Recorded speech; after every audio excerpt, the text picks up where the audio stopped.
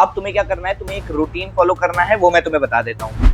इसको तुम्हें subsequently weeks two weeks follow करना है।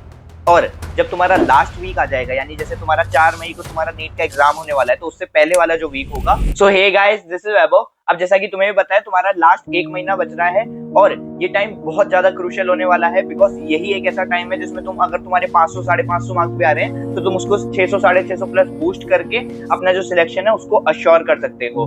तो मैं कोई बकवास नहीं करने वाला हूँ, सीधा टॉपिक पे बढ़ूंगा कि तुम्हें अपने आखिरी 30 दिनों में क्या स्ट्रेटेजी रखनी चाहिए, क्या अपना रूटीन रखना चाहिए, किन किन चीजों पे ज्यादा ध्यान देना चाहिए जो तुम्हारा सिलेक्शन पक्का कर दें। ठीक है, सो लेट्स बिगिन। तो सबसे पहले तो तुम्हें क्या करना है कि तुम्हारा अगर सिलेबस कंप्लीट नहीं है, तुम्हारे 1 चैप्टर 2 चैप्टर 3 चैप्टर बच रहे हैं, उनको जल्दी से कंप्लीट करो 3-4 दिन में। और उसके बाद क्या करो, उसका फर्स्ट रिवीजन लो। फर्स्ट रिवीजन लेना बहुत जरूरी है।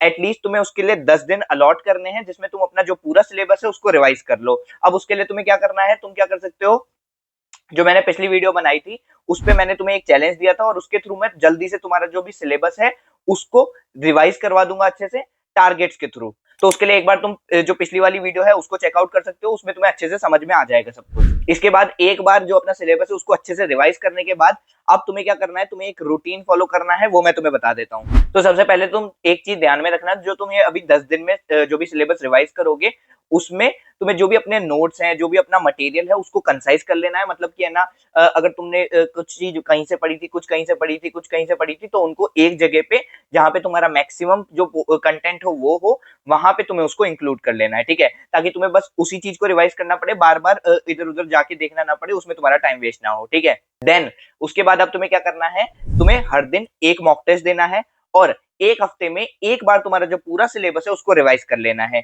कैसे करना है, जैसे तुम्हारा दिन शुरू हुआ, उसमें तुम है ना 2 से 5 में प्रेफरेबली एक मॉक टेस्ट दोगे, अपने अकॉर्डिंग जैसा तुम्हें सही लगता है। जो चैप्टर्स हैं उनको तुम्हें रिवाइज करना है। जो फिजिक्स है उसमें तुम्हें मेनली शॉर्ट नोट्स रिवाइज करने हैं। उसके अलावा जो एनसीईआरटी है उसके points to ponder, example solve कर लेने अगर तुमने अभी तक नहीं किए हैं, और उसके अलावा समरी देख लेनी है। ठीक है, फिजिकल केमिस्ट्री में भी सेम, जो तुम्हारे शॉर्ट नोट्स हैं उनको रिवाइज करना है। इसके अलावा एग्जाम्पल्स अगर अभी तक सॉल्व नहीं किया उसको कर लेना है। ठीक है, इसके बाद ऑर्गेनिक केमिस्ट्री पे मैं आऊं, तो उसमें तुम्हारे जो फुल नोट्स हैं उनको अच्छे से रिवाइज करना है। सारी जो रिएक्शंस हैं, जो खासकर जो नेम रिएक्शंस हैं, उनको अच्छे से देख लेना।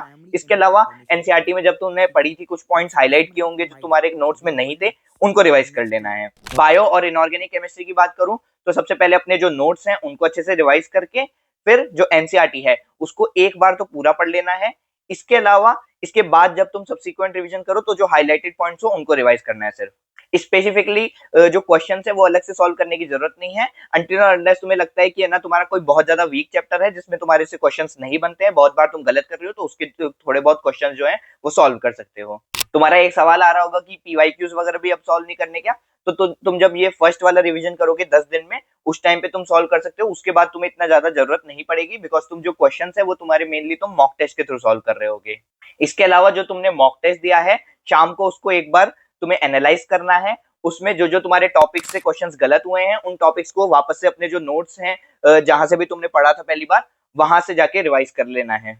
और जो भी तुम्हारी मॉक टेस्ट में सिली मिस्टेक्स हो रही हैं, उनको एक पेज पे नोट कर लेना है, और अगले दिन टेस्ट देने से पहले वो जो एक पेज है उसको अच्छे से एक बार देख लेना है कि ये मैंने गलती पिछली बार की थी, इस बार नहीं करनी है। इसको तुम्हें subsequently weeks two weeks follow करना है। और जब तुम्हारा लास्ट वीक आ जाएगा, यानी जैसे तुम्हारा 4 मई को तुम्हारा नीट का एग्जाम होने वाला है, तो उससे पहले वाला जो वीक होगा, उसमें तुम्हें क्या करना है, तुम्हें जो पहले के 3 दिन है उसमें तो सेम चीज फॉलो करनी है। लास्ट के 3 दिन मॉक टेस्ट मत देना। उससे क्या होगा कि तुम्हें जो मॉक टेस्ट में जो तुम्हारे क्वेश्चन आए, जो तुमने टॉपिक्स देखे, वो तो तुम्हें अच्छे से याद रह जाएंगे। उसके अलावा जो चीजें होंगी वो तुम्हें याद नहीं रहेंगी। उन 3 दिनों में तुम्हें क्या करना होगा, तुम्हें जो अपने जो पूरा सिलेबस है उसको एक बार फिर से रिवाइज कर लेना होगा। फिर से रिपीट कर रहा हूँ, जो लास्ट के 3 दिन होंगे उनमें तुम्हें मॉक टेस्ट नहीं देना है। उसमें सिर्फ जो तुम्हारा जो पूरा सिलेबस है उसको रिवाइज करना है, और वो भी जो तुम्हारा ये कंसाइज मटेरियल होगा उसी के थ्रू ही। तो यही होने वाला है तुम्हारा आखिरी 30-35 दिन का रोड मैप। और कमेंट्स में बताना कि तुम इसको फॉलो करने वाले हो या तुम्हारा खुद का कुछ अलग रोड मैप है। और अगर तुम्हारा इससे रिलेटेड कोई भी डाउट रह गया हो तो तुम कमेंट्स में पूछ सकते हो, मैं पूरी ट्राई करूंगा तुम्हारा जवाब देने की। मिलेंगे नेक्स्ट वीडियो में। Thanks for watching.